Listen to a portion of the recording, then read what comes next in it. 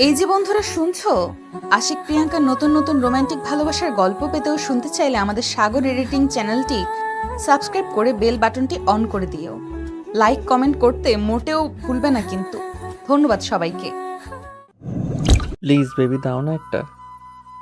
দেব না, তোমাকে কতবার বললাম যেদিন তোমার সঙ্গে আমরা সামনাসামনি দেখা হবে সেদিন আমি তোমাকে আমার সব কিছু দিয়ে দেব। কিন্তু কেন বলো তো, কতদিনের সম্পর্ক আমাদের, তারপরেও তুমি আমাকে এইটুকু বিশ্বাস করতে পারো না? তুমি কি আমাকে আর পাঁচটা ছেলের মতো মনে করো নাকি আমি তোমাকে ঠকিয়ে অন্য কাউকে বিয়ে করে নেব? কিন্তু আজ তোমাকে আমি কিছুই দেব না। আর তুমি রাগ করছো কেন? আমি কি তোমাকে সেভাবে বলেছি নাকি? বলেছি তো যেদিন তোমার সঙ্গে আমার প্রথম দেখা হবে সেদিন আমি তোমাকে আমার চেহারা দেখাবো। তার আগে তোমাকে আমি কোনোভাবেই আমার চেহারা দেখাবো না। কিন্তু কেন, সেটা তো তুমি বলবে আমাকে। কি কারণে আমি তোমার চেহারাটা দেখতে পারি না? তুমি আমার চাইতে বয়সে বড়, সেজন্য। তোমাকে তো আমি বলেছি, প্রেম ভালোবাসায় বয়স বা অন্য কোনো কিছুই ম্যাটার করে না। আমি তোমায় ভালোবাসি। আর একটা কথা তুমি খুব ভালো করেই জানো, আমি আমার বাবা মার কাছে মুখ ফুটে যখন যা চেয়েছি তখন তাই পেয়েছি। আমি আমার ভালোবাসার মানুষটাকে চাইবো, সেটা আমার বাবা মা কখনোই বলবে না। প্লিজ, তোমাকে দেখার অপূর্ণ এই ইচ্ছাটা প্লিজ পূরণ করো। অবশ্যই পূরণ করব মাই ডিয়ার, তবে এখন নয়, যখন তুমি আমার সঙ্গে সরাসরি দেখা করতে আসবে ঠিক তখন।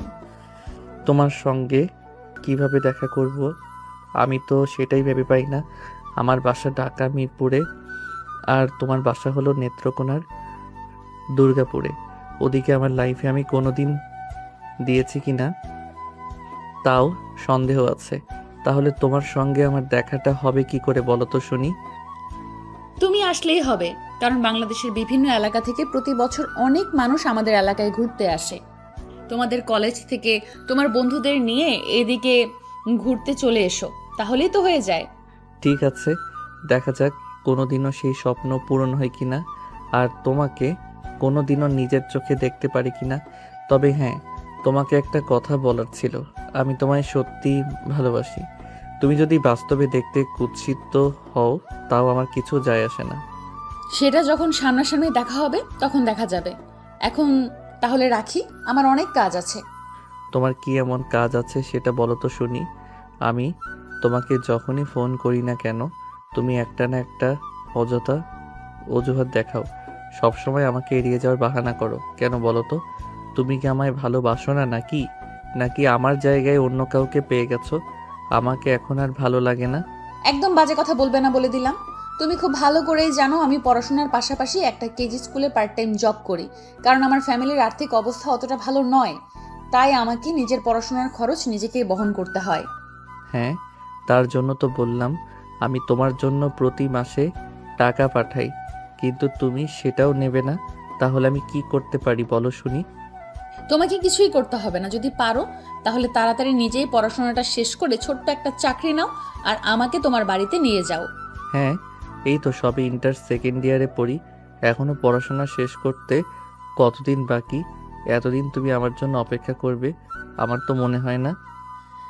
দেখো, আমি অনার্স ফাইনাল ইয়ারে পড়াশোনা করছি। যদি তোমাকে ভুলে যাওয়ার হতো তাহলে তোমাকে মনে রাখতাম না, তাহলে তুমি ছেড়ে অন্য কাউকে নিয়ে সংসার করার চিন্তা ভাবনা করতাম। কিন্তু আমি সত্যিই তোমায় ভালোবাসি, আর সেটার প্রমাণ দেওয়ার জন্য যদি আমাকে 10 বছর অপেক্ষা করতে হয় আমি তাই করব। কিন্তু একটা কথা মনে রেখো, আমি কোনো দিনও তোমাকে ছেড়ে যাব না। এরপর দুজন আরও বেশ কিছুক্ষণ কথা বলে ফোন রেখে দিল। গল্পে তো অনেক দূর পর্যন্ত চলে এলাম। এবার আপনাদের কাছে গল্পের নায়ক নায়িকার পরিচয়টা দিয়ে দেওয়া যাক। গল্পের নায়ক নীল, ঢাকা শহরের কোটিপতি ব্যবসায়ী আরব চৌধুরীর একমাত্র ছেলে। সে এবছর ইন্টার ফাইনাল ইয়ারে পরীক্ষা দিয়েছে। এদিকে আমাদের গল্পের নায়িকা নেহা সেই বছর অনার্স ফাইনাল ইয়ারে পরীক্ষা দিয়েছে। দুজনার 2 ক্লাসের পরীক্ষা দেওয়া হয়নি। আপনাদের মনে নিশ্চয়ই একটা ঘটকালি ঘটে গেছে, তাই না? তো চলুন সেই ব্যাপারেই আপনাদের বলি। আমাদের গল্পের নায়ক নীলের সাথে আমাদের গল্পের নায়িকা নেহার পরিচয় হয় ফেসবুকে কোনো একটা গ্রুপে একটা পোস্টের কমেন্ট ধরে। তাদের বিতর্ক, আর সেখান থেকেই পরিচয়। তারপর টুকটাক কথাবার্তা, আর তারপর ভালো লাগা থেকে ভালোবাসায় পরিণত হওয়া। কিন্তু সমস্যা হলো নেহা নীলের চাইতে বয়সে 4 বছরই বড়, কিন্তু নীলের সেটা নিয়ে কোনো মাথা ব্যথা নেই। তার কাছে ভালোবাসাটাই সবচেয়ে গুরুত্বপূর্ণ। যদিও নেহা এই সম্পর্ক থেকে অনেকবার পিছিয়ে আসতে চাইছিল, কিন্তু নীল এতটাই ভালোবাসে যে কোনোভাবেই নেহাকে সেই সম্পর্ক থেকে পিছিয়ে যেতে দিল না। তো ভিউয়ার্স, চলুন কথা না বাড়িয়ে মূল গল্পে ফিরে আসি, আর বাকি ইতিহাসটা হয়ে গল্পের মধ্যেই জেনে নেবেন। এদিকে দেখতে দেখতে নীল ইন্টার পাস করলো, অনার্সে ভর্তি হবে। আজ তার ভার্সিটির প্রথম দিন।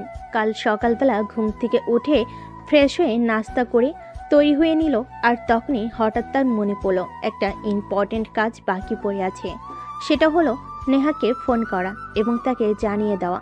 তাই সে সঙ্গে সঙ্গেই মোবাইলটা হাতে নিল আর নেহাকে ফোন করলো। হাই বেবি, কি অবস্থা তোমার? কেমন আছো তুমি? এই তো আলহামদুলিল্লাহ ভালো আছি। তোমার কি অবস্থা? তুমি কেমন আছো? আর এত সকালে হঠাৎ ফোন করলে যে? তুমি তো কখনো সকাল সকাল ফোন করো না। তুমি হয়তো ভুলে গেছো আমি ভার্সিটিতে ভর্তি হয়েছি, আর আজকে আমার ভার্সিটির প্রথম দিন, তাই তোমাকে ফোন করলাম। শুভ কাজে যাওয়ার আগে তো ভালোবাসার মানুষটাকে জানিয়ে যাওয়া উচিত। ও আচ্ছা, এই ব্যাপার। তোমাকেও একটা গুড নিউজ দেওয়ার আছে। আমি কিন্তু অনার্স ফাইনাল ইয়ারের পরীক্ষা দিয়েছিলাম, সেটা তোমার মনে আছে? হ্যাঁ, অবশ্যই মনে আছে। আর মনে থাকবেই বা না কেন? আজ তোমার রেজাল্ট, তোমার কথা ছিল, তোর রেজাল্ট কি বের হয়েছে? হ্যাঁ, আমি ফার্স্ট ক্লাস পেয়েছি। জানো, আজ আমার কি খুশি লাগছে, আমি তোমাকে আমার খুশিটা জাস্ট বোঝাতে পারবো না। সত্যি? এটা শুনে আমারও খুব ভালো লাগছে। যাই হোক, এখন তাহলে রাখি, আমাকে বেরোতে হবে, তা না হলে আবার প্রথম দিনই লেট হয়ে যাবে। এই বলে নীল ফোনটা কেটে দিয়ে বাসা থেকে বের হয়ে ভার্সিটির উদ্দেশ্যে রওনা দিল। সেখানে পৌঁছাতে লাগবে 20 মিনিটের মতো সময়। আজ প্রথম দিন ভার্সিটিতে এসেছে, তাই আজ আর ক্লাস হলো না। সবাই সবার সঙ্গে পরিচয় পর্বটা সেরে নিল, একে একে সবাই সবার সঙ্গে পরিচয় করে নিল। এরপর চলে গেল। বেশ কিছুদিন নিজের সঙ্গে একটা ছেলের খুব ভালো বন্ধুত্ব হয়েছে। সবসময় একে অপরের সঙ্গে সময় কাটায়, দুজন যেন দুজনের খুব ভালো বন্ধু হয়ে উঠেছে। সবচাইতে ভালো ব্যাপার হলো এটাই যে সেই ছেলেটা বাড়ি নেত্রকোনার দুর্গাপুরে। সেদিন বিকেলবেলা একসঙ্গে কথা বলছিল, তখনই হঠাৎ নীল কথার প্রসঙ্গে বলে, এবার হয়তো আমি তোমাদের এলাকায় আসার সুযোগ পাবো। হয়তো আল্লাহ আমার দিকে মুখ তুলে তাকিয়ে আছে, এটা আমার জন্য একটা সুযোগ করে দিয়েছে। কিন্তু কি করে এই অসাধ্য সাধন হলো, আমি তো সেটাই বুঝতে পারছি না।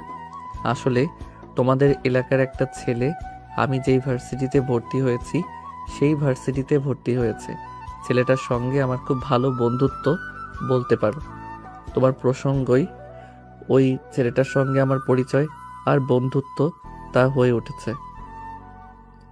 আমি যখন জানতে পারি ছেলেটার বাড়ি তোমাদের এলাকায়, তখনই আমি ছেলেটার সঙ্গে বন্ধুত্ব করি।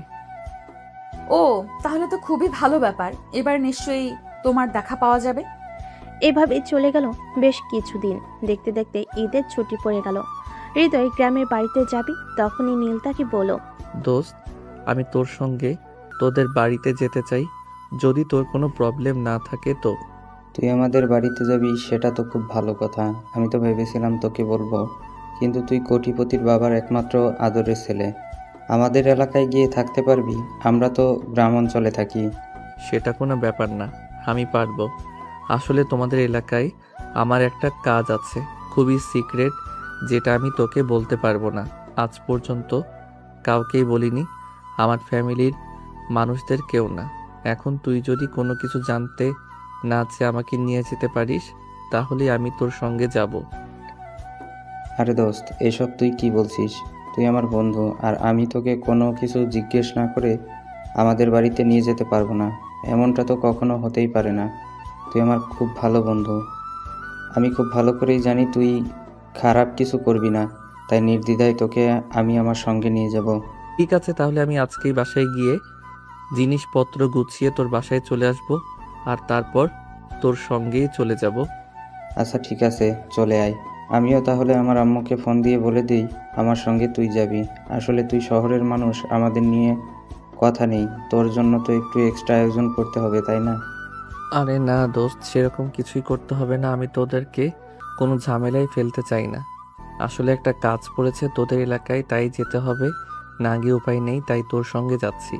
আমি তো তোদের এলাকা চিনি না, যদি কখনো কোনো প্রবলেমে পড়ে যাতে তুই সহযোগিতা করতে পারিস। ঠিক আছে দোস্ত, তুই কোনো চিন্তা করিস না, তোর কোনো প্রবলেম হবে না। আমাদের এলাকায় যদি তুই কখনো কোনো প্রবলেমে পড়িস, তাহলে আমি তোকে সর্বাধিক সহযোগিতা করব, যতটুকু আমার সাধ্যে কুলায়। এই বলে নীল হৃদয়ের সঙ্গে কথা বলা শেষ করে বাসে চলে আসলো। আর বাসে এসে তার আম্মুকে সে বলল, আম্মু, আমি আমার বন্ধুর সঙ্গে একটু নেত্রকোনার দুর্গাপুরে যাব। ও অনেক রিকোয়েস্ট করে বলছে ওর সঙ্গে ওদের বাড়িতে যাওয়ার জন্য। তাছাড়া আমার তো কখনোই পাহাড়ি এলাকা দেখা হয়নি, তাই আমি যেতে চাই। যেতে চাও? যাবে। আমরা কি কখনো তোমার সিদ্ধান্তে অমত পোষণ করেছি? আমরা সব সময় তোমাকে সাপোর্ট করে এসেছি আর ভবিষ্যতেও সাপোর্ট করে যাব। Thank you so much. আমি জানতাম তুমি কখনোই আমার সিদ্ধান্তে অমত পোষণ করবে না, তাই আমি আমার বন্ধুকে বলে এসেছি আমি ওর সঙ্গে যাব। যাই হোক, আমার ওখানে যেতে কিছু টাকা লাগবে। ঠিক আছে, কোনো সমস্যা নেই। আমি তোমার আব্বুকে বলবো তোমার বিকাশ অ্যাকাউন্টে পাঠিয়ে দিতে। আরেকটা কাজ করো, কবে যাবে তুমি? তোমার তো ওইখানে যেতে হলে এক্সট্রা কিছু কাপড় চোপড় নিয়ে যেতে হবে। সেইগুলো একটু কিনে নিয়ে আসো কষ্ট করে। আমার তো এখন শপিংয়ে যাওয়ার সময় নাই। তাছাড়া কয়দিন পর ঈদ, তুমি কি ঈদের আগে চলে আসবে নাকি ঈদ ওখানে করে তারপর আসবে? বন্ধুর বাড়িতে ঈদের ছুটিতে যাচ্ছি। ঈদের আর 4-5 দিন বাকি আছে। ঈদের আগে কি ওরা চলে আসতে দেবে? ঈদ করে তারপরে আসব। ঠিক আছে বাবা, কোনো সমস্যা নেই। তুমি যেটা ভালো মনে করো সেটাই করো। আমরা তো কখনো কোনো ব্যাপারে তোমাকে নিষেধ করিনি আর ভবিষ্যতেও করব না। তুমি আমাদের আদরের একমাত্র ছেলে। আমরা চাই তুমি আমাদের কোনো কষ্ট না পাও। অতঃপর মায়ের সঙ্গে কথা বলা শেষ করে বেঙ্গলি চলে গেল। সেখান থেকে তার ঈদের ড্রেস সহ নানা কাপড় চোপড় কিনে নিল, আর সেই সঙ্গে তার প্রিয়তমার জন্য কিছু স্পেশাল গিফট। কেনাকাটা শেষ হলে সে বাসায় চলে আসলো এবং সব কিছু গুছিয়ে নিয়ে হৃদয়ের বাসায় চলে গেল। সেখান থেকে তার রাতের বেলা বাসে উঠবে আর সকালে দুর্গাপুর গিয়ে পৌঁছাবে। দোস্ত, বিশ্বাস কর, আমি কোনোদিন ভাবতেও পারিনি তুই নিজে থেকে আমাদের বাড়িতে যাওয়ার কথা বলবি। জানিস না আমার কি খুশি লাগছে, আমি তোকে বলে বোঝাতে পারবো না। আমার অনেক খুশি লাগছে। আমি তোকে বলাতেই তুই রাজি হয়ে গেলি। আমার সঙ্গে তোর এই কদিনের পরিচয়, আর কদিনের পরিচয় তুই আমার খুব ভালো বন্ধু হয়ে গেছিস। যাই হোক, বাস কখন ছাড়বে? এই তো আমি কিছুক্ষণ আগেই কন্ট্রাক্টরকে ফোন করেছিলাম। কন্ট্রাক্টর বলেছে 10টার স্টেশনে থাকতে। অতঃপর দুজনেই রাতের খাওয়া দাওয়া করে রাত 10টার দিকে বাস স্টপে চলে এলো, আর সেখান থেকে বাসে উঠে সকাল 6টায় দুর্গাপুর স্টেশনে নামলো। সেখান থেকে একটা অটোতে করে হৃদয়ের বাড়িতে চলে গিয়ে উঠল। অনেকটাই গ্রামাঞ্চল বলা চলে, একদম বাংলাদেশের শেষ সীমানার দিকে, অত্যন্ত পাহাড় এলাকা। হৃদয়ের কাছ থেকে জানতে পারল এটা দুর্গাপুরের বিজয়পুর। হৃদয় নীলকে নিয়ে বাড়ির গেটের সামনে পৌঁছালো। তখনই হঠাৎ হৃদয়ের চাচাতো বোনের সামনে পড়লো, আর তার চাচাতো বোন তাকে বলল, কিরে হৃদয়, তোর সঙ্গে এই ছেলেটাকে? একে তো আগে কখনো কোনো দিন আমাদের এলাকায় দেখা যায়নি। আপু, এটা আমার বন্ধু। ওরা নাকি আমাদের এলাকায় কোনো একটা কাজ করছে, তাই আমাদের সঙ্গে এখানে এসেছে, কয়েকদিন থাকবে এখানে। ও আচ্ছা, এই ব্যাপার তাহলে। একবার নিয়ে আসিস আমাদের বাড়িতে, গল্প করবো না। হাই, আমি রূপা। হ্যালো, আমি নীল চৌধুরী। এবছর ঢাকা সিটি ইউনিভার্সিটিতে অনার্স ফার্স্ট ইয়ারে পড়াশোনা করছি। আচ্ছা আপু, ঠিক আছে তাহলে। এখন আমরা আসি, বিকেলের দিকে তোমাদের বাড়িতে যাব না। আর কাকিমাকে বলে দিও আমি এসেছি, কাকিমার হাতের পিঠা খেতে হবে। অনেকদিন কাকিমার হাতের পিঠা খাওয়া হয় না। আচ্ছা ঠিক আছে। এই কথা বলে হৃদয়ের চাচাতো বোন সেখান থেকে চলে গেল। চলে যাওয়ার পর হৃদয় নীলকে বলল, এটা আমার বড় চাচার মেয়ে। তারা আর আমরা আলাদা আলাদা বাড়িতে থাকি, তাই তাদের সঙ্গে আমাদের খুব একটা যোগাযোগ হয় না। কিন্তু আমি তো শুনেছি গ্রামের মানুষরা সবাই একে অপরের সঙ্গে মেলামেশা করে থাকে। সবাই একসঙ্গে থাকতে খুবই পছন্দ করে। তোদের ক্ষেত্রে কেন এরকম বলতো শুনি। দোস্ত শোন, এইসব ব্যাপারে তোকে পরে বলবো। এখন বাড়িতে চল, সারা রাত জার্নি করে এসেছি। তাছাড়া আমার খুব ক্ষুধা লেগেছে। আগে বাড়িতে গিয়ে খাওয়া দাওয়া করে বিশ্রাম নেই, তারপর তোকে বলবো। তাছাড়া আমরা তো এখানে অনেক দিন আছি, সব কিছু তোকে ঘুরে ঘুরে দেখাবো আর বলবো। আচ্ছা দোস্ত, ঠিক আছে, চল ভিতরে। এই বলে নীল আর হৃদয় দুজনে বাড়ির ভিতর প্রবেশ করলো। নীল হৃদয়ের আম্মুকে সালাম দিয়ে কৌশল বিনিময় করলো। হৃদয়ের আম্মু বেশ ভালো মনের মানুষ। নীলকে সাদরের সম্ভাষণ জানিয়ে তিনি ভিতরে নিয়ে আসেন এবং হাত মুখ ধোয়ার পানি এগিয়ে দিলেন। নীল ওই হাত মুখ ধুয়ে ফ্রেশ হয়ে তারপর হৃদয়ের সঙ্গে বসে সকালের নাস্তা সেরে নিল। নাস্তা করা শেষ হলে হৃদয়ের আম্মু নীলকে বলল, বাবা শোনো, তোমায় একটা কথা বলি। এসেই যখন ভালো হয়েছে, তুমি আমাদের এখানে কয়দিন থাকবে। সামনেই তো ঈদ, আমাদের এখানেই যাবে, তারপর এখান থেকে যাবে। সে ব্যাপারে তোমাকে কোনো চিন্তা করতে হবে না আম্মু। আমি ওকে বলে এনেছি আমাদের এখানে থাকবে আর আমাদের এখানেই ঈদ করবে। ঈদের ছুটি শেষ হলে এখান থেকে ঢাকায় চলে যাবে। আন্টি, হৃদয় একদম ঠিক কথাই বলেছে। আমিও বাসায় বলে এসেছি আপনাদের এখানে এই কয়দিন থাকবো। আসলে ঈদের ছুটি তো অনেক দেরির ছুটি আছে। তাছাড়া আমার কখনো পাহাড় দেখা হয়নি, তাই ভাবছি আপনাদের এখানে কিছুদিন থেকে আপনাদের এলাকাটা ভালো করে ঘুরে দেখব। হ্যাঁ, সেটা তুমি একদম ঠিক কথা বলছো। আমাদের এলাকাটা অনেক সুন্দর। তুমি এক সপ্তাহ ঘুরে বেড়ালেও সবকিছু দেখে শেষ করতে পারবে না। এই ধরো বিদেশিদের কালচার, একাডেমি, তারপর আছে বিজয়পুরের নীলপানি, সাদামাটির পাহাড়, ওদিকে আবার আছে রানী রাসমণির স্মৃতিসৌধ।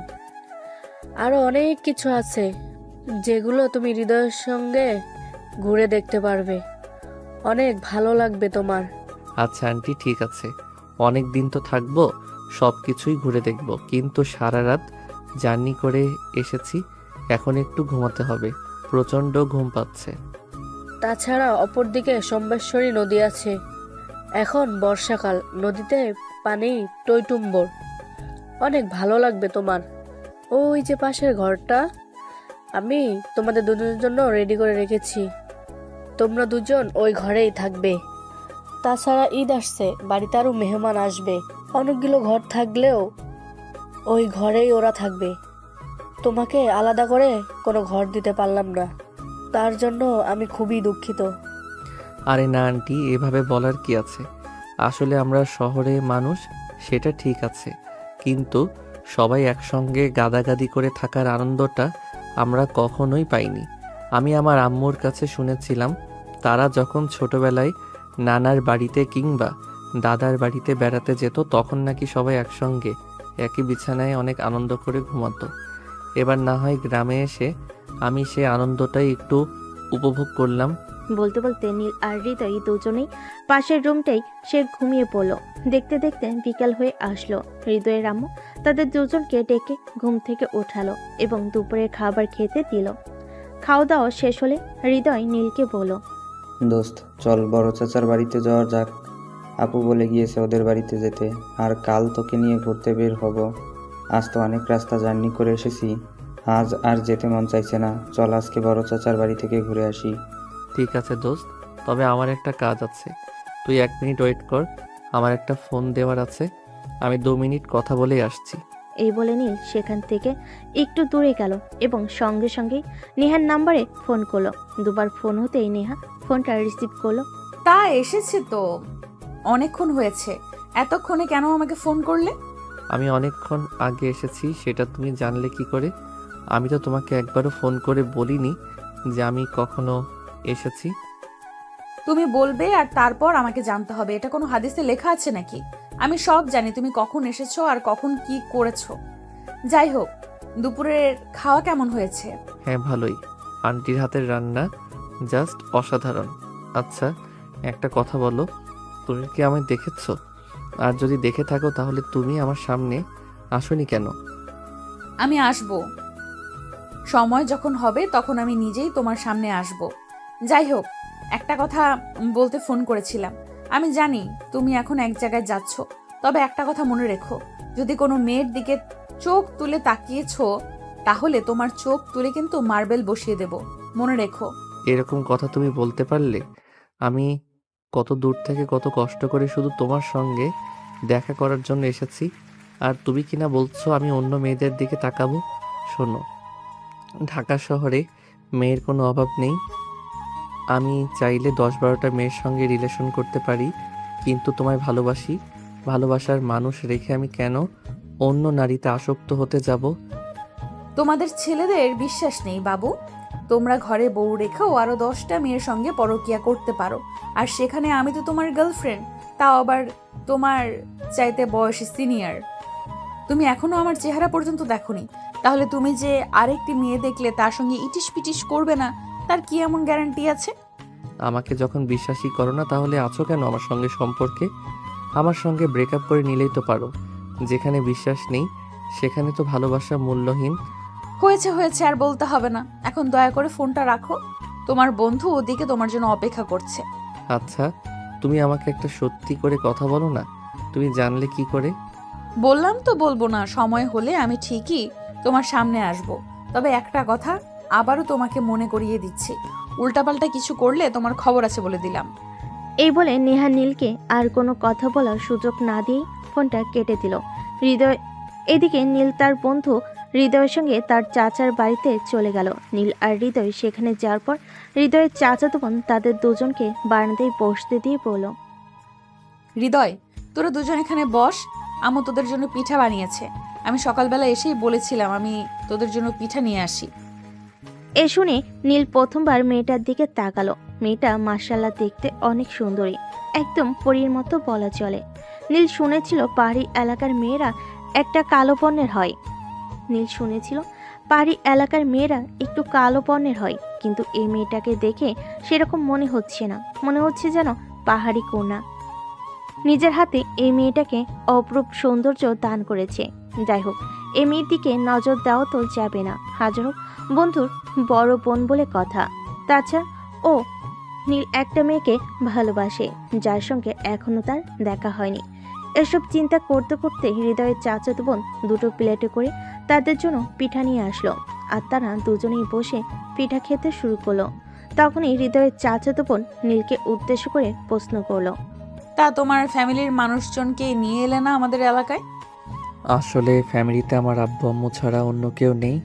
আমার আব্বু বিজনেসম্যান, উনি ব্যবসার কাছে সবসময় ব্যস্ত থাকেন, আর আম্মু বাসায় থাকেন, কিন্তু আব্বু আম্মুকে কোথাও যেতে দেয় না। আম্মু কোথাও চলে গেলে নাকি আব্বুর একটু ভালো লাগে না, তাই। পিওর ভালোবাসা, ভালোবাসাগুলো এমনই হওয়া উচিত। আচ্ছা আপু, আপনি তো আমাদের চাইতে বয়সে বড়, আপনাকে একটা প্রশ্ন করার ছিল, যদি কিছু মনে না করেন। হ্যাঁ, আমি হৃদয়ের বড় বোন, তোমারও বড় বোনই হব। বলো কি বলবে। আচ্ছা ধরেন আমি আমার চাইতে বয়সে বড় একটা মেয়েকে ভালোবাসলাম, মেয়েটা ছোটোখাটো একটা চাকরিও করে, আমার ফ্যামিলি মেনে নিল, কিন্তু ওই মেয়ের ফ্যামিলি কি এই মেয়ের সম্পর্কটা মেনে নেবে? জানি না, হয়তো মেনে নিতেও পারে, কারণ মেয়েটা যদি ভালোবাসাকে সবচেয়ে বেশি প্রায়োরিটি দিয়ে থাকে তাহলে তার ফ্যামিলিকে সে এতটা প্রায়োরিটি দেবে না। তাছাড়া ওই মেয়ের ফ্যামিলিটা যদি ভালো হয় তাহলে ভালোবাসা তাকেই সবচাইতে আগে দেখবে, বয়সটাকে নয়। কিন্তু তুমি কেন এরকম প্রশ্ন করলে আমি জানতে পারি? না মানে আসলে সেরকম কোনো ব্যাপার নয়, মনে পড়লো তাই বললাম। আচ্ছা যাই হোক, আজকে তাহলে আমরা আসি। এই বলে হৃদয় আর নীল সেখান থেকে চলে আসলো। এরপর দিন সকালবেলা ঘুম থেকে উঠে ফ্রেশ হয়ে নাস্তা করে হৃদয় আর নীল দুজনেই মিলে বের হলো বিজয়পুরের সাদামাটির পাহাড় আর নীলপানি দেখতে যাবে বলে। তখন হঠাৎ নেহা তাকে ফোন করলো। এই যে মিস্টার, শোনো, ঘুরতে যাচ্ছ বেশ ভালো কথা, তবে আমি যেটা বলেছিলাম সেটা যেন মাথায় থাকে, পাহাড়ি মেয়েদের দিকে যেন নজর না পড়ে। হ্যাঁ প্লিজ, তুমি একবার আমার সামনে আসো। আমি এত দূর থেকে তোমার সঙ্গে দেখা করার জন্য এসেছি, আর তোমাকে যদি দেখতে না পাই তাহলে এখানে এসে আমার লাভ কি বলো তো শুনি? আমি তো বললাম আগে তোমাকে একটু যাচাই বাছাই করে দেখি এখন সামনাসামনি, তারপর আমি তোমার সামনে আসব। যদি আমার মনে হয় যে তুমি আমার সঙ্গে একটুও চিট করার চেষ্টা করেছো, তাহলে আমি তোমার সঙ্গে দেখা করব না, বরং তোমার সঙ্গে সম্পর্কও রাখবো না। প্লিজ নেহা, তুমি এরকমটা বলো না। তোমায় আমি খুব বেশি ভালোবাসি। তুমি যদি আমার সঙ্গে সম্পর্ক না রাখো আর আমার সঙ্গে সম্পর্ক বিশ্বাস করো, তাহলে আমার মরে যাওয়া ছাড়া আর কোনো উপায় থাকবে না, কারণ আমি তোমাকে আমার সবটা দিয়ে ভালোবাসি। আমার মন প্রাণ অস্তিত্ব সব কিছুর মধ্যেই শুধু তুমি রয়েছো। হ্যাঁ, আমি তো সেটাই দেখতে চাই। তুমি আমায় সত্যিই ভালোবাসো নাকি শুধু শুধুই আমার সঙ্গে টাইম পাস করছো? যদি তুমি আমার পরীক্ষায় উত্তীর্ণ হতে পারো, তবেই আমি তোমার সামনে আসব। নেহা সোনা, তোমার কি এরকম করাটা ঠিক হচ্ছে?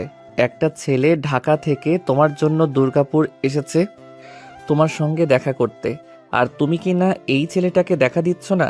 তুমি তোমার নিজের বিবেকের কাছে একবার জিজ্ঞাসা করো, বিবেক তোমাকে কি উত্তর দেয় সেটা আমাকে বলো। জীবনটা আমার, জীবনটা বিবেকের নয়।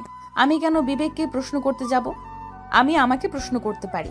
যাই হোক, আমি তোমাকে তো একবার বলেছি, তুমি যদি আমার পরীক্ষায় পাশ করতে পারো তাহলে আমি তোমার সামনে আসব। এই বলে নেহা ফোনটা কেটে দিল। নীল মন খারাপ করে তার বন্ধুর সঙ্গে ঘুরতে বের হলো। সারাদিন অনেক ঘোরাঘুরি করলো, কিন্তু তার মনে একটু ভালো লাগছে না, কারণ যেই মানুষটার জন্য সে এত দূর থেকে এসেছে সেই মানুষটাই তার সঙ্গে দেখা করছে না। এরকমটা কি হয়? সারাদিন ঘোরাঘুরি করে রাতের বেলায় বাসায় ফিরে আসলো আর রাতের খাবার খেয়ে ঘুমিয়ে পড়লো। এভাবে দেখতে দেখতে ঈদের দিন চলে আসলো। আজ চাঁদ রাত, সবাই হাতে মেহেদি পড়েছে, অনেক আনন্দ করছে। নীল আনমনে হয়ে বারান্দার চেয়ারে বসে আছে। তখনই হঠাৎ নেহার ফোন। কি ব্যাপার? সবাই কত আনন্দ করছে, তুমি এভাবে মনমরা হয়ে বসে আছো কেন? তোমাকে এভাবে মনমরা হয়ে বসে থাকতে দেখলে আমার একটুও ভালো লাগে না। আমার মন ভালো করার মতো কোনো কাজ কি তুমি করেছো? তোমাকে কতবার বলছি, প্লিজ একটাবার আমার সামনে আসো, একটাবার আমার সঙ্গে দেখা করো, কিন্তু তুমি কি আমার কথা একটু শুনেছো? একবারও কি আমার সঙ্গে দেখা করতে রাজি হয়েছো? ঠিক আছে, আমি কাল তোমার সঙ্গে দেখা করব। তুমি কাল বিকেলে একবার দুর্গাপুরের হোটেল নিরালায় চলে এসো, আমি ওখানেই তোমার জন্য ওয়েট করব। তুমি সত্যি বলছো? তুমি কাল আমার সঙ্গে দেখা করবে? জানো, এই কথাটা শুনে আমার কতটা খুশি লাগছে সেটা আমি তোমাকে বলে বোঝাতে পারবো না। যেই মানুষটার জন্য এতদিন ধরে অপেক্ষা করছি, সেই মানুষটা কাল আমার সামনে আসতে চলেছে। আমার মনে যে কতটা আনন্দ লাগছে সত্যি আমি তোমাকে বলে বোঝাতে পারবো না। ঠিক আছে, এখন তাহলে রাখি, কাল দেখা হচ্ছে দুর্গাপুরের হোটেল নিরালায়। এই বলে নেহা ফোনটা কেটে দিল। অপরদিকে নীল হৃদয়ের কাছে হোটেল নিরালার অ্যাড্রেস জানতে চাইল এবং হৃদয় তাকে অ্যাড্রেস বলে দিল, কিন্তু সে হৃদয়কে কোনোভাবেই বলল না ওখানে যাওয়ার কারণটা কি। হৃদয় তাকে কোনো জোরাজুরি করলো না। এভাবেই রাত কেটে গেল। সকাল হলো। সকাল 8টার দিকে নীল ঘুম থেকে উঠে তারপর ফ্রেশ হয়ে নাস্তা করায় ঈদের নামাজ পড়তে যায়। ঈদের নামাজ পড়ে বাড়িতে আসতে প্রায় সকাল 10টার মতো বেজে গেল। তারপর সে হৃদয়কে বলল, দোস্ত, আমাকে একটু দুর্গাপুরের একটা রেস্টুরেন্টে যেতে হবে, যেটার কথা কাল থেকে বলেছিলাম। ওখানে আমি একজনের সঙ্গে দেখা করব। ও আচ্ছা, ঠিক আছে। একটা কাজ কর, আপুর কাছে শুনলাম সেও নাকি তার বান্ধবীদেরকে নিয়ে দুর্গাপুরে ঘুরতে যাবে। তুই চাইলে ওদের সঙ্গে চলে যেতে পারিস। না, কোনো প্রবলেম হবে না। আমি একা একাই চলে যেতে পারবো। আমার সঙ্গে কারোর যেতে হবে না। আমি একটা ছেলে মানুষ, তাছাড়া ঢাকা শহরের ছেলে এখানে হারাবো না কোথাও। আর যদি হারিয়েও যায় তাহলে তোকে ফোন করে বলবো আমাকে নিয়ে আসতে। আচ্ছা ঠিক আছে, বুঝতে পেরেছি। তুই কোনো সিক্রেট মানুষের সঙ্গে দেখা করতে চাইছিস, যেটা তুই আমাদের জানাতে চাইছিস না। আচ্ছা ঠিক আছে, প্রবলেম নেই, যা তুই। আর এখানে হারানোর মতো কোনো জায়গা নেই। অতঃপর হৃদয়ের সঙ্গে কথা বলা শেষ করে সকাল 11টার দিকে নীল হৃদয়ের বাড়ি থেকে বের হলো। দুর্গাপুর এসে বেশ কিছুক্ষণ খোঁজাখুঁজি করলো, কিন্তু ওই রেস্টুরেন্টটা খুঁজে পেল না। তাই একজন লোকের কাছে জিজ্ঞাসা করলো, আসসালামু আলাইকুম, যদি কিছু মনে না করেন একটা কথা জিজ্ঞাসা করার ছিল। হ্যাঁ বলুন, আমি কিভাবে আপনাকে সহযোগিতা করতে পারি? আসলে আমি ঢাকা থেকে এসেছি, এখানকার কোনো কিছুই তেমন একটা চিনি না। হোটেল নিরালায় আমার সঙ্গে একজন দেখা করতে আসবে, ওই রেস্টুরেন্টটা কোথায় একটু বলে দিতে পারবেন? ও এই ব্যাপার, কিন্তু আপনি তো ভুল রাস্তায় চলে এসেছেন। এটা তো নাজিরপুরের এদিকে যাওয়ার রাস্তা। আপনি এক কাজ করুন, এটি দিয়ে সোজা পশ্চিম দিকে যান, ওখানে আপনি দেখতে পাবেন কালী মোড়। বলে একটা জায়গা আছে, ওখানে একটা মন্দিরও আছে। ওখানে একটা কালী মন্দির আছে বলে জায়গাটার নাম কালী মোড় বলা হয়। ওখানে একটা রাস্তা উত্তর দিকে গেছে, একটা পশ্চিম দিকে আর একটা দক্ষিণ দিকে। আপনি দক্ষিণ দিকের দুটো রাস্তা, একটাকে বলা হয় পশ্চিম গলি আর একটাকে বলা হয় পূর্ব গলি। আপনি পশ্চিম গলির রাস্তা ধরে একটু আগাবেন, তাহলে সামনে হোটেল নিরালা অ্যান্ড রেস্টুরেন্ট দেখতে পাবেন। ওকে, ঠিক আছে। আপনাকে অসংখ্য ধন্যবাদ আঙ্কেল। লোকটার সঙ্গে কথা বলা শেষ করে নীল সামনের দিকে এগোতে থাকলো এবং লোকটার দেওয়া ঠিকানা অনুযায়ী চলে আসলো এবং সেখানেই হোটেল নিরালা এন্ড রেস্টুরেন্ট দেখতে পেল। নীল ভিতরে প্রবেশ করলো এবং এক পাশে একটা টেবিলে বসে রইল। ওইটার কিছুক্ষণ পর এসে তাকে জিজ্ঞাসা করলো, এক্সকিউজ মি, আপনার কিছু লাগবে? লাগবে, তবে আমি এখানে একজনের জন্য ওয়েট করছি। সে আগে আসুক, তারপর অর্ডার করব। আচ্ছা ঠিক আছে, আপনার কিছু লাগলে আমাকে জানাবেন, আমি এখানেই আছি। এই বলে ওয়েটার চলে গেল আর নীল সেখানে বসে অপেক্ষা করতে লাগলো।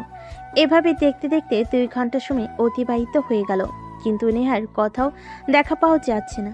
এদিকে নীল প্রায় বেশ কয়েকবার নেহাকে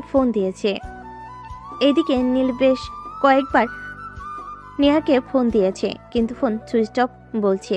নীল রেস্টুরেন্টে বসে নেহার জন্য অপেক্ষা করছিল। তখন এসে দেখতে পেল হঠাৎ হৃদয়ের চাচাতো বোন বেশ কয়েকটা মেয়ের সঙ্গে এই রেস্টুরেন্টে প্রবেশ করছে। নীল অনেকটা লজ্জায় পড়ে গেল। নীল একা একা বসে আছে, এই জন্য তখনই হঠাৎ হৃদয়ের চাচাতো বোন তার কাছে এসে তাকে বলল, তুমি এখানে যার জন্য অপেক্ষা করছো সে আজ এখানে আসবে না, তোমার সঙ্গে দেখা করবে না। কিন্তু কেন দেখা করবে না? আমি সেই ঢাকা থেকে তার সঙ্গে দেখা করার জন্য এখানে এসেছি। তাছাড়া আপনি কি করে জানলেন সেখানে আসবে না? আর আমি কার জন্য অপেক্ষা করছি? আমি জানি তুমি কার জন্য এখানে অপেক্ষা করছো, আর সে আমার পরিচিত বলতে পারো, আমার বন্ধু। আর সে নিজেই আমাকে এখানে পাঠিয়েছে তোমার সঙ্গে কথা বলতে। সে আমাকে বলে যে আগে আমরা যেন তোমাকে যাচাই বাছাই করে দেখে নেই, তারপর যদি পছন্দ হয় তাহলে সে তোমার সঙ্গে দেখা করবে। প্লিজ আপু, আমি আপনাকে রিকোয়েস্ট করে বলছি, প্লিজ নেহাকে একবার আমার সামনে আসতে বলুন। আমি ঢাকা থেকে তার সঙ্গে দেখা করার জন্য এখানে এসেছি। 2 দিন পর হয়তো চলে যাব, কিন্তু তাকে দেখতে না পেলে আমার খুব কষ্ট হবে। ঠিক আছে, কোনো ব্যাপার না, আমি তোমাকে নেহার সঙ্গে দেখা করিয়ে দিব, কিন্তু তার বিনিময়ে আমাকে এখানে পেট ভরে খাওয়াতে হবে। তারপর যা বিল আসবে সবটাই তোমাকে দিতে হবে। এটা কোন ধরনের ডাকাতি আমি তো সেটাই বুঝতে পারছি না। আমি নেহার সঙ্গে দেখা করতে এখানে এসেছি, তাকে কতক্ষণ ধরে ফোন করছি, সে আমার ফোনটা রিসিভ করছে না। আর আপনি কিনা বলছেন এখন আপনাদেরকে খাওয়াতে হবে, তা না হলে আপনারা আমাকে নেহার সঙ্গে দেখা করাবেন না। এরকমটা করার কারণ কি আমি জানতে পারি? এত প্রশ্ন করবে না আমাদের, তোমাকে যেটা বলেছি তুমি সেটাই করো। তুমি আমাদের সবাইকে এখানে খাওয়াবে কিনা তাই বলো। ঠিক আছে, যদি আপনাদের খাওয়ানোর বিনিময়ে আমি নেহার সঙ্গে দেখা করতে পারি তাহলে আমি তাই করব। আপনারা কি খাবেন অর্ডার করুন, সমস্ত বিল আমি পে করব। হৃদয়ের চাচাতো বোনের সঙ্গে তার বেশ কয়েকটা বান্ধবী এসেছিল। তারা সবাই মিলে সেখানে খাওয়া দাওয়া করলো। খাওয়া দাওয়া শেষে তাদের বিল আসলো প্রায় 5,000 টাকার মতো। বিল সেটা পরিশোধ করলো। আপু দেখুন, আপনাদের সমস্ত বিল আমি পে করেছি। এখন আপনারা আমাকে আমার নেহার সঙ্গে প্লিজ একটাবার দেখা করতে দিন। তাকে দেখার জন্য আমার মনটা ব্যাকুল হয়ে আছে। কতদিনের সম্পর্ক আমাদের, এর মধ্যে একটাবার তার চেহারাটা পর্যন্ত দেখতে পারলাম না। ঠিক আছে, আমরা এখন যাই, নেহার সঙ্গে কথা বলে তোমাকে জানাবো সে তোমার সঙ্গে দেখা করবে কি করবে না। এটা কেমন ধরনের ফাইজলামো, আমি তো সেটাই বুঝতে পারছি না। আপনারা বললেন আপনাদেরকে খাওয়াতে, তাহলে আপনারা আমাকে নেহার সঙ্গে দেখা করিয়ে দেবেন। এখন আমি আপনাদেরকে খাওয়ালাম, তারপর এখন কি না আপনারা বলছেন আপনারা নেহার সঙ্গে কথা বলে আমাকে জানাবেন। তাহলে এগুলোর মানে কি ছিল? দেখো, একদম বেশি কথা বলবে না, যেটা বলেছি সেটাই করো। একদম বেশি কথা বলার চেষ্টা করবে না। আমাদেরকে বলে দিয়েছে তোমার সঙ্গে দেখা করে কথা বলে খাওয়া দাওয়া করে তারপর তার সঙ্গে গিয়ে কথা বলতে। তারপর যদি তার মনে হয় সে তোমার সঙ্গে দেখা করবে তাহলে করবে, নয়তো করবে না। অতঃপর নিজেকে আর কোনো কথা বলার সুযোগ না দিয়ে তার সেখান থেকে চলে আসলো। তখনই আবার নীল বারবার নেহার নাম্বারে ফোন করতে থাকলো। বেশ কয়েকবার নেহার নাম্বারে কল ঢুকলো। নেহা ফোন রিসিভ করতেই নীল বলতে লাগলো, নেহা কি হচ্ছে এসবের মানে কি? আমি তো সেটাই বুঝতে পারছি না। আমি এত দূর থেকে তোমার সঙ্গে দেখা করতে আসলাম, আর তুমি কি না আমার সঙ্গে এরকম ফাইজলামো করে যাচ্ছ? এগুলো কি আসলেই করা উচিত? কেন, আমি যাদের পাঠিয়েছিলাম তারা তোমাকে বলেনি? ওদের সঙ্গে কথা বলে যদি তোমার মনে হয় আমি তোমার সঙ্গে দেখা করব, তাহলে করব, নয়তো করব না। তুমি যখন আমার সঙ্গে দেখা করবে না, তাহলে আমাকে এখানে আসতে কেনা বলেছিলে? আর কেনই বা আমাকে হোটেল নিরালায় আসতে বললে? তোমার বান্ধবীরা খাওয়া দাওয়া করতে চেয়েছিল, আমি তাদেরকে খাওয়ালাম। তারা বলেছিল ওদের খাওয়া দাওয়া করালে ওরা তোমার সঙ্গে দেখা করিয়ে দেবে, কিন্তু তা করলো না। কেন হচ্ছে আমার সঙ্গে এরকম, বলো তো শুনি। কাম অন বেবি, রিল্যাক্স, একটু শান্ত হও তুমি। পুরোটা জীবনের ব্যাপার, আমাকে তো একটু যাচাই বাছাই করে দেখে নিতে হবে। আমাকে এতটুকু সময় দাও তুমি। ঠিক আছে, তোমার যা ভালো মনে হয় তুমি তাই করো, আমি তোমাকে আর কিছুই বলবো না তোমাকে আমার সঙ্গে দেখা করতে। আর একটা কথা, আমি কিন্তু 2 দিন পর ঢাকায় ফিরে যাচ্ছি। ঠিক আছে, কোনো সমস্যা নেই। তুমি ঢাকায় চলে যাওয়ার আগেই আমি তোমার সঙ্গে দেখা করব, চিন্তা করার কিছু নেই। এই বলে ফোনটা কেটে দিল আর নীল রেস্টুরেন্ট থেকে বের হয়ে হৃদয়ের বাসায় চলে আসলো। নীলকে অনেকটা অন্য মনস্ক দেখে হৃদয় তাকে প্রশ্ন করলো, কি ব্যাপার দোস্ত, কি হয়েছে তোর? বল না শুনি। বাসা থেকে গেলি ভালো মুখে, এখন গোমরা মুখ করে ফিরে এসেছিস? কিছু না রে দোস্ত, ভালো লাগছে না আমার। যেটার জন্য এসেছিলাম সেটা হয়নি, আমি ঢাকায় ফিরে যেতে চাই। ঠিক আছে দোস্ত, আমি তো বলেছি 2 দিন পর আমরা ঢাকায় ফিরে যাব। তো ঢাকায় যাওয়ার জন্য আমরা কোনো বাস পাবো না, তাই আমাদের 2 দিন পরেই যেতে হবে। ঠিক আছে, যত তাড়াতাড়ি ঢাকা ফিরে যাওয়া যায় সেই ব্যবস্থাই করো। এই বলে নীল সেখান থেকে সোজা রুমে চলে গেল আর বিছানায় শুয়ে ঘুমিয়ে পড়ল। পরের দিন সকালবেলা হৃদয়ের চাচাতো বোন আসলো হৃদয়ের কাছে আর হৃদয়কে বলল, আমরা একটু নৌকায় করে নদীতে ঘুরতে যেতে চাইছিলাম, তুই কি আমাদের সঙ্গে যাবি? ঠিক আছে, আমি যাব তোমাদের সঙ্গে, তবে আমার সঙ্গে কিন্তু নীলা যাবে। বেচারির মনটা খারাপ, তাই আমাদের সঙ্গে নিয়ে যাব। আচ্ছা ঠিক আছে, কোনো সমস্যা নেই। বিকেলের দিকে রেডি থাকিস, আমি আমার বন্ধুদের নিয়ে চলে আসব। এই বলে ওখান থেকে চলে গেল আর বিকেলবেলা হৃদয়কে নিয়ে তাদের সঙ্গে ঘুরতে যাওয়ার জন্য বের হলো। তার যখনই নৌকা নিয়ে ঘুরতে বের হলো তখনই হঠাৎ আকাশ কালো করে মেঘে ছেয়ে গেল আর হঠাৎ করে প্রচণ্ড ঝড় শুরু হলো। তার নৌকা চালিয়ে তাড়াতাড়ি বাড়ি আসার চেষ্টা করছিল, কিন্তু বাতাসের বেগ এতটাই বেশি ছিল যে তার কোনোভাবেই ফিরে আসতে পারছিল না। তখন হঠাৎ হৃদয় সবাইকে বলল, সবাই পানিতে নেমে পড়ো আর সাঁতার দিয়ে বাড়ি যাওয়ার চেষ্টা করো। নৌকা নিয়ে কোনোভাবেই পাড়ে যাওয়া যাবে না। নৌকা ভেসে গেলে যাক, কিন্তু আমাদের তো বেঁচে বাড়ি ফিরতে হবে। হৃদয় কথাটা বলার সঙ্গে সঙ্গে সব মেয়েরা কোমরের ওড়না পেঁচিয়ে নদীতে ঝাঁপ দিল। সেই সঙ্গে হৃদয়ের পানিতে ঝাঁপ দিল, কিন্তু রয়ে গেল বেচারি নীল। সে তো সাঁতার জানে না, কারণ সে শহরের ছেলে। সে নৌকায় বসে রইল আর আল্লাহর নাম জপতে লাগলো, বয়সে চিৎকার করতে লাগলো। কিন্তু সেই চিৎকার কারোর কান পর্যন্ত পৌঁছালো না, কারণ প্রচণ্ড বাজ পড়ছিল আর খুব বেশি ঝড় হচ্ছিল। সবে পাড়ে গিয়ে পৌঁছালো, কিন্তু নীলকে কোথাও দেখা যাচ্ছে না। সবাই খুব চিন্তিত হয়ে পড়ল, নীল কোথায়? সে কি পানিতে ভেসে গেছে নাকি অন্য কিছু? এদিকে নীল কোনো রকমে নৌকায় বসে থাকার চেষ্টা করছিল, কিন্তু সে কোনোভাবেই সেটা পারছিল না। একটা সময় বাতাসের কারণে নৌকাটা উল্টে গেল। সে কোনো রকমে নিজেকে বাঁচানোর চেষ্টা করছিল। তখনই হঠাৎ একটা বালুরবাহী ট্রলারের কাছে সে চলে গেল আর মানুষগুলো বুঝতে পারল সে বিপদে পড়েছে। তাই সেই বালুবাহী ট্রলারের মানুষগুলো তাকে বাঁচানোর চেষ্টা করছিল। আর অপরদিকে নীল সাঁতার জানে না, তাই সে পানিতে তলিয়ে যাচ্ছিল। তখনই বালুবাহী নৌকার কিছু লোক পানিতে ঝাঁপিয়ে পড়ে আর নীলকে পানি থেকে উদ্ধার করে। নীল ততক্ষণে অজ্ঞান হয়ে গেছে। নৌকার লোকগুলো অনেক কষ্ট করে তাকে জ্ঞান ফেরালো এবং পাশের একটা ফার্মেসিতে নিয়ে গেল। সেখান থেকে প্রাথমিক চিকিৎসা দেওয়া হলে ডক্টর বলল ছেলেটার অবস্থা খুব বেশি ভালো নাই। ছেলেটা সাঁতার জানে না, তার অবস্থা খুব খারাপ হয়ে গেছে, তাই তাকে যত দ্রুত সম্ভব হসপিটালে নেওয়া প্রয়োজন। তখন সেখানকার লোকগুলো তাকে হসপিটালে নিয়ে গেল। হসপিটালে যাবার পর ডক্টর জানালো ছেলেটার অবস্থা খুবই খারাপ, আর একটু দেরি করলে হয়তো ছেলেটাকে প্রাণে বাঁচানো যেত না। ডক্টররা ট্রিটমেন্ট শুরু করলো, কিন্তু কেউ এই ছেলেটার পরিচয় জানে না। তখনই ওয়ার্ড বয়কে ছেলেটার পোশাক চেঞ্জ করতে বলা হয়, আর ওয়ার্ড বয় তার পকেটে একটা ফোন দেখতে পায়, কিন্তু পানিতে পড়ার কারণে ফোনটা প্রায় ড্যামেজ হয়ে গিয়েছিল। ওই বালুভাই নৌকার লোকগুলো ফোনটা নিয়ে একটা সার্ভিসিংয়ের দোকানে যায় আর সেখান থেকে ফোনটা কোনো রকমে অন করে আর সেখানেই প্রথমে নেয়ার নাম্বারটা দেখতে পায় আর ওই নাম্বারে ফোন দেয়। সালাম ওয়ালাইকুম। এই ফোনটা কার? আপনি কি তাকে চেনেন? হ্যাঁ, আমরা ওকেই খুঁজতেছি। ও কোথায় আছে বলতে পারবেন? আমরা ওনাকে নদীতে পেয়েছি।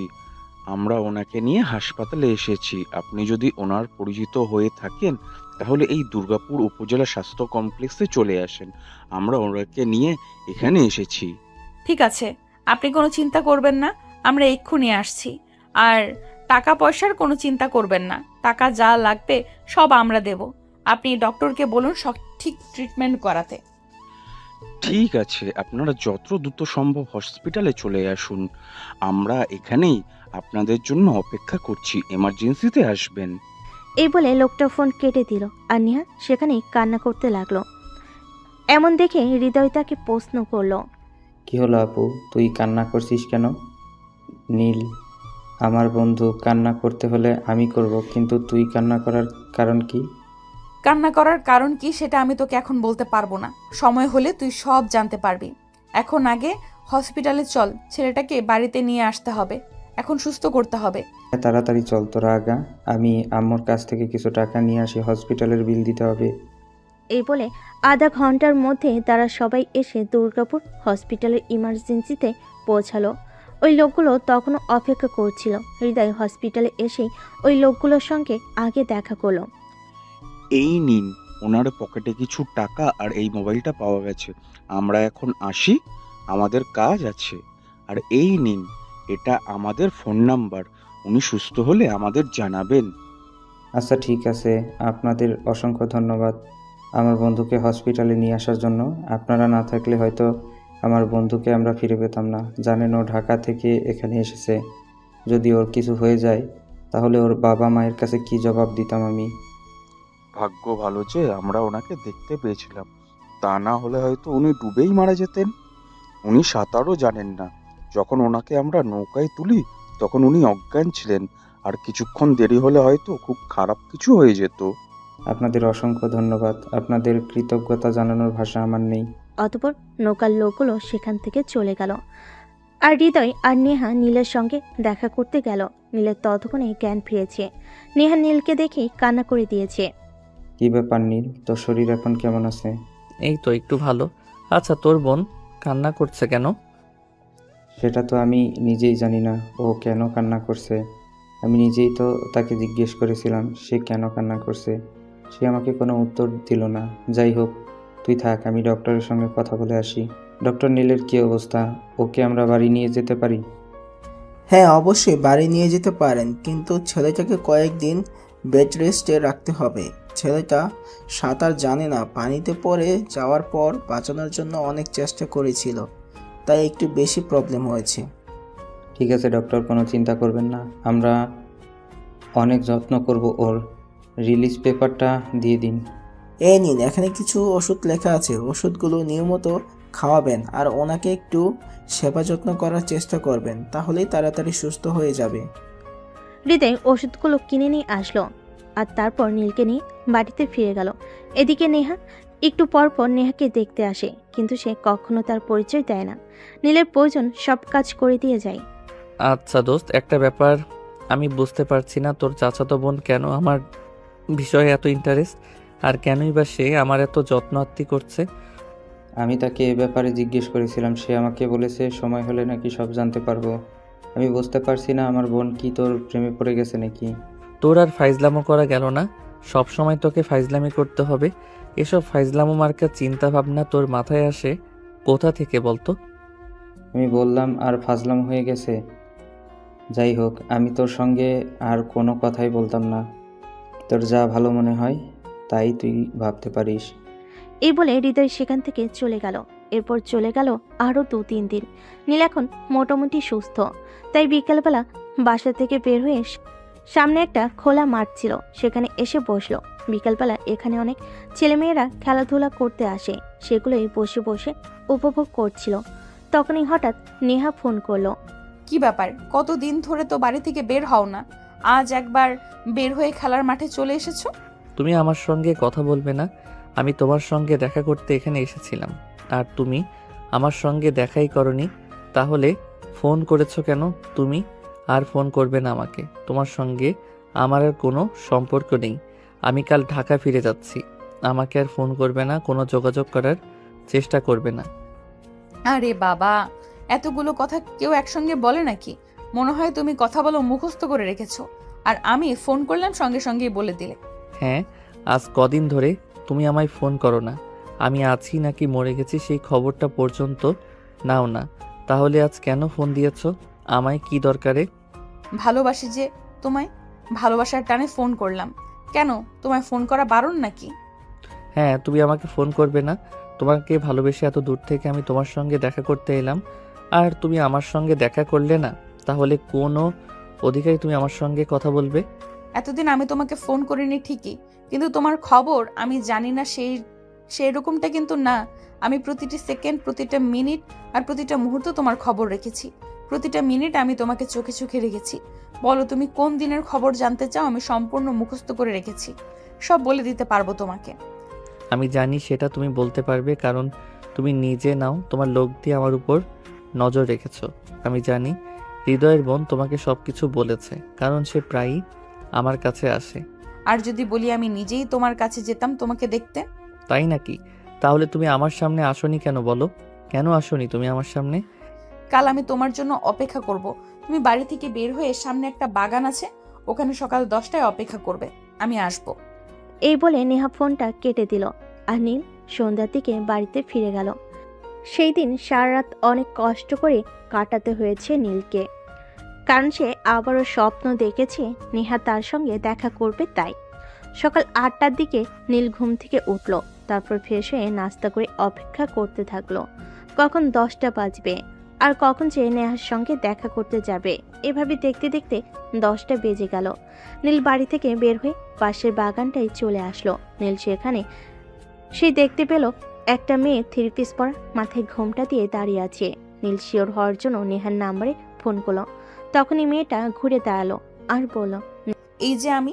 নীল সামনে দাঁড়িয়ে থাকা মেয়েটাকে দেখে অনেকটাই হতভম্ব হয়ে গেল, কারণ এই মেয়েটা আর কেউ নয়, হৃদয়ের চাচাতো বোন। সে তখন বলল, আপনি এখানে? এখানে তো নেহার থাকার কথা ছিল। আমি নেহা। আমি এতদিন ধরে তোমাকে পরীক্ষা করছিলাম। পরীক্ষা করে দেখে নিলাম তুমি সত্যি আমাকে ভালোবাসো কিনা, সত্যি আমার প্রতি তোমার সেই রকম ফিলিংস আছে কিনা, সেরকম টান আছে কিনা। তুমি পরীক্ষায় পাশ করেছো। কাউকে ভালোবাসতে হলে এভাবে পরীক্ষা করতে হয় না। আমি ভেবেছিলাম তুমি আমার সামনে আসবে না, তাই জন্য আমি এতটা রেখে গিয়েছিলাম। আর ভেবেছিলাম তোমার সঙ্গে দেখাও করব না, আর কোনো কথাও বলবো না। তো এখন কি সিদ্ধান্ত নিলে সেটাই বলো শুনি। আমাকে দেখার পর তোমার রিয়েকশনটা কি হলো? চাইলে আজকেই বিয়ে করে নিয়ে ঢাকায় চলে যাব। আমি গ্রামের মেয়ে, এভাবে বললে হয় না। আমার ফ্যামিলি আছে, ফ্যামিলির সঙ্গে কথা বলো। তুমি তোমার ফ্যামিলিকে আমার ফ্যামিলির সঙ্গে কথা বলতে পাঠাও। তাদের যদি কথা বলে ভালো লাগে তারপরে সিদ্ধান্তে আগানো যাবে। আচ্ছা ঠিক আছে, তাহলে তুমি এখনই দাঁড়াও, আমি আমার আম্মুকে ভিডিও কল করছি। এ বলে নীল তখনই তার মোবাইলটা বের করে সঙ্গে সঙ্গে তার আম্মুকে ভিডিও কল করলো। কি ব্যাপার, তুই তো দেখা যাচ্ছে আমাদের ভুলেই গেছিস, আমাদের আর ফোন টোন কিছুই করছিস না। আম্মু আসলে একটা সমস্যায় পড়ে গেছিলাম। যাই হোক, কোনো ব্যাপার না, তোমাকে একটা কথা বলার জন্য ফোন করেছি। আসলে আম্মু, এখানে আমি অন্য একটা উদ্দেশ্য নিয়ে এসেছিলাম। আমি একটা মেয়েকে পছন্দ করতাম, তার সঙ্গে আমার ফেসবুকে পরিচয়, আর সেখান থেকেই কথা বলা, কিন্তু আমি তাকে কোনোদিনও নিজের চোখে দেখিনি। তাই তার সঙ্গে দেখা করার জন্য এখানে এসেছিলাম, আর তার সঙ্গে আমি এখন এইমাত্র দেখা করতে পেরেছি। ও তাই নাকি? তাহলে তো খুবই ভালো। এখন কি করবি, কোনো সিদ্ধান্ত নিয়েছিস নাকি? না আম্মু, আমি কি একা একা কোনো সিদ্ধান্ত নিতে পারি নাকি? তোমরা আমার বাবা মা, তোমাদের জানিয়ে তারপরেই তো সিদ্ধান্ত নেব। মেয়েটা এখন আমার সামনে আছে, তাই আমি চাই তুমি একবার ওর সঙ্গে ভিডিও কলে কথা বলো। এই বলে নীল ফোনটা নিহার দিকে এগিয়ে দিল। কথা বলতে বলে ফোনটা নিল এবং সালাম দিয়ে নীলের আম্মুর সঙ্গে কথা বলল। আসসালামু আলাইকুম। তা মামুনি, কি করো তুমি? ওয়ালাইকুম আসসালাম। আন্টি এ তো আমি এই বছরে অনার্স কমপ্লিট করেছি। মাশাল্লাহ, যেমন দেখতে সুন্দর তেমনি পড়াশোনায়ও। আর যাই হোক, ভালোই হলো, আমার ছেলের পছন্দ আছে বলতে হবে। আম্মু বলো, তোমার কি নেহাকে পছন্দ হয়েছে? পছন্দ না হওয়ার কোনো উপায় আছে নাকি? আমার ছেলের পছন্দ বলে কথা, পছন্দ তো হতেই হবে। মাশাল্লাহ, মেয়েটা অনেক সুন্দর। তুই মেয়েটার বাবা মায়ের সঙ্গে আমাকে ফোনে কথা বলিয়ে দে। আমি চাই তুই বিয়ে করে বউ নিয়ে একেবারে বাড়িতে আয়। কি বলো আম্মু, এভাবে হয় নাকি?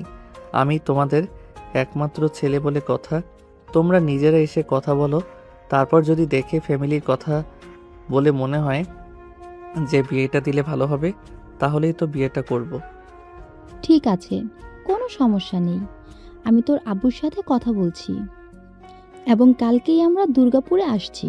তুই কোনো চিন্তা করিস না, বৌমাকে নিয়েই তবেই ঢাকা ফিরবো।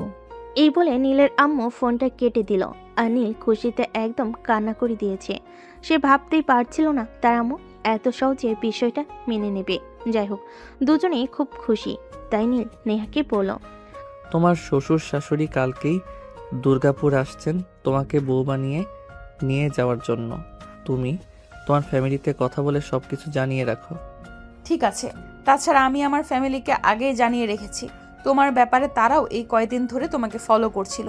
সবাই বলছে খুবই ভালো ছেলে তুমি, তোমার সঙ্গে বিয়ে দিলে আমি খুবই ভালো থাকবো, তাই আমার ফ্যামিলি থেকে কোনো প্রবলেম হবে না। অতঃপর দুজনেই সেখানে বসে অনেকক্ষণ গল্প গুজব করলো। প্রথমবার দেখা হয়েছে বলে কথা বলা শেষ হলে দুজনেই বাড়িতে চলে গেল এবং নেহার বাড়িতে গিয়ে তার বাবা মায়ের সঙ্গে কথা বলে সবকিছু ঠিক করে রাখলো। নীল হৃদয়ের বাড়িতে এসে হৃদয়কে সবকিছু খুলে পড়ল। সবকিছু শুনে হৃদয় বলল, তাহলে এই ছিল বন্ধুর মনে? আমি এত কাছের বন্ধু হয়েও কোনো কিছু জানতে পারলাম না। আমি থাকবো না তোদের বিয়েতে, তোরা নিজেরাই বিয়ে করে নিস, আমাকে বলিস না কিন্তু। দোস্ত প্লিজ আমাকে ক্ষমা করে দে, আমি আসলে কাউকেই জানাতে চাইছিলাম না। আমার আম্মুকেও আমি আজকে জানিয়েছি আর আম্মু রাজি হয়ে গেছে, কালকেই আসবে এখানে। ওই স্যার ভাব দেখাতে হবে না, সব কিছুই তো আমাকে করতে হবে, সেটা তো আমি খুব ভালো করেই জানি। তাই আমাকে বশ করেছিস, তাই না? আমাকে বশ করার কিছুই নেই, বন্ধুর জন্য এটুকু তো করতেই পারি। যাই হোক, আমাকে কিন্তু আজ খাওয়াতে হবে। ঠিক আছে চল আমার সঙ্গে, তোকে রেস্টুরেন্টে নিয়ে যাব, তুই যা খেতে চাইবি আমি তোকে তাই খাওয়াবো। আজ আমার খুশির দিন, আজ আমার কাছে তুই যা চাইবি আমি তোকে তাই দেব। এই বলে নীল আর হৃদয় দুজনেই বাড়ি থেকে বের হয়ে রেস্টুরেন্টে চলে গেল। নেয়ার জন্য বিশেষ কিছু খাবার পার্সেল করে নিল আর তারপর বাড়ি ফিরে আসলো। পরের দিন সকাল হতে না হতেই নীলের বাবা মা দুর্গাপুরে চলে আসে। স্টেশনে এসেই নীলকে ফোন করে। আমরা তো স্টেশন পর্যন্ত চলে এসেছি, তুই আমাদের নিতে আয়। অতঃপর নীল হৃদয়কে দিয়ে তার আব্বু আম্মুকে রিসিভ করতে আসলো আর তারা হৃদয়ের বাড়িতে গিয়ে উঠল। সঙ্গে ছিল বিশাল বিশাল দুটো লাগেজ। এগুলো দেখে নীল তাদেরকে প্রশ্ন করলো, আম্মু এই এত বড় বড় লাগেজ কেন এনেছো? এগুলোর মধ্যে কি আছে? এগুলোর মধ্যে আমার বৌমার জন্য অনেক জিনিসপত্র আছে, শাড়ি, জুয়েলারি, আরো অনেক কিছু। বিয়েতে যা যা লাগে সবকিছু আমি নিয়ে এসেছি। কি বলো, এত অল্প সময় তুমি এত কিছু অ্যারেঞ্জ করলে কিভাবে? আমার ছেলের বিয়ে বলে কথা, আমি কি করে বসে থাকতে পারি? আমি এই শপিং মাত্র 5 ঘন্টায় কমপ্লিট করেছি। সরি, জানি না আমার বৌমার পছন্দ হবে কি না। চিন্তা নেই, তোমার বৌমার পছন্দ হয়ে যাবে। এখন চলো যাওয়া যাক। এরপর সেদিন দুপুরবেলা নীলের আব্বু আম্মু সেই সঙ্গে হৃদয়ের আব্বু আম্মুকে নিয়ে নেহার বাড়িতে যাওয়া হলো। এরপর কথাবার্তার এক পর্যায়ে তাদের বিয়ে ফাইনাল হলো। নীলের আব্বু তাদের বলেন আজকে বিয়ে পড়িয়ে নেহাকে নিয়ে তারা ঢাকায় চলে যাবে। কিন্তু নেহার আব্বু সেটাতে রাজি হয়নি, কারণ তাদের ফ্যামিলি বড় মেয়ে বলে কথা, তাদের অনেক আত্মীয় স্বজন আছে, তাদের মধ্যে কয়েকজনকে তো অন্তত জানাতে হবে। তাই তারা পরের দিন বিয়ের ডেট করে এবং তাদের নিকটের আত্মীয় স্বজনকে সেখানে ইনভাইট করে। খুব বড় করে অনুষ্ঠান না করলেও ঘরোয়াভাবে যতটুকু করা যায় ততটুকু তারা আয়োজন করে এবং খুব আনন্দ উল্লাস করে নেহাকে নীলের হাতে তুলে দেয়। তারপর সেদিন রাতের বেলায় নীল, নেহা, হৃদয় আর নীলের আব্বু আম্মু ঢাকার উদ্দেশ্যে রওনা দেয়। ঢাকায় এসে পৌঁছাতে ভোর 5টার মতো বেজে গেল।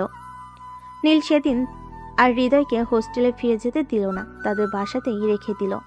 সেদিন নীলের বাড়িতে এজন্য এক মহা উৎসবের আয়োজন করা হয়েছিল। নীলের আব্বু ছেলের বিয়ের কথা শুনে সমস্ত আত্মীয় স্বজনকে ইনভাইট করে এবং একটা বার্থডের আয়োজন করেছে। সেই পার্টিতে উপস্থিত ছিল শহরের গণ্যমান্য ব্যক্তিবর্গ থেকে শুরু করে অনেকে। অনেক আনন্দ উল্লাসের সঙ্গে সেই দিনের পার্টি শেষ হলো। রাত 11টার দিকে নেহাকে বাসর ঘরে নিয়ে যাওয়া হলো। নীলের আম্মু নেহাকে ঘরে নিয়ে গিয়ে বলল, আজ থেকে এই ঘরটা তোমার, এমনকি এই বাড়িটাও, কারণ তুমি আমাদের ছেলের একমাত্র ভালোবাসা। এই বাড়িতে যা কিছু আছে সব কিছু যেমন আমার অধিকারে রয়েছে, ঠিক ততটুকু তোমারও। আমিও এই বাড়িতে একদিন বউ হয়ে এসেছিলাম, আজ তুমি আসলে, তাই আমি সব কিছু তোমার হাতে তুলে দিলাম। সব কিছু দেখে রাখার দায়িত্ব আজ থেকে তোমার। এত দায়িত্ব আমি সামলাতে পারবো না। আপনার ছেলেকে সামলানোটাই তো অনেক কঠিন ব্যাপার, তারপর আবার এত কিছু। তো কিছু আমি বুঝি না। এতদিন আমি সব কিছু সামাল দিয়েছি, এখন থেকে তোমাকে সব কিছু সামলাতে হবে। আমি এখন সব কিছু থেকে মুক্তি পেতে চাই। আমার এখন আর কোনো কাজ করতে ভালো লাগে না।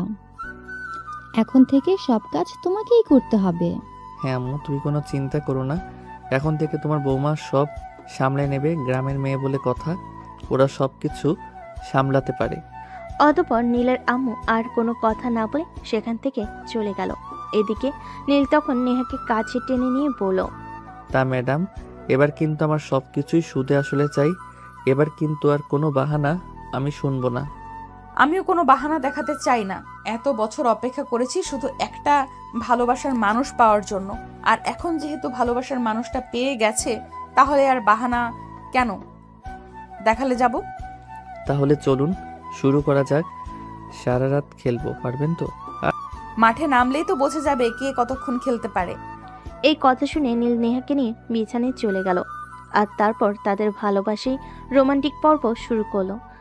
ভালোবাসার পর্ব শেষ হলে দুজন দুজনকে জড়িয়ে ধরে ঘুমিয়ে পড়ল। পরদিন সকালবেলা যখন ফজরের আজান দিবে, তখনই নেহার ঘুম ভাঙলো আর নীলকে নেহা ঘুম থেকে ডেকে তুলল। এই যে সাহেব, ঘুম থেকে উঠেন, ফজরের নামাজ পড়তে হবে। ফজরের আজান দিয়ে দিছে অনেকক্ষণ আগেই, তাড়াতাড়ি ফ্রেশ হয়ে আসুন, এক্ষুনি নামাজ পড়তে হবে। আরে আমাকে আর একটু ঘুমাতে দাও।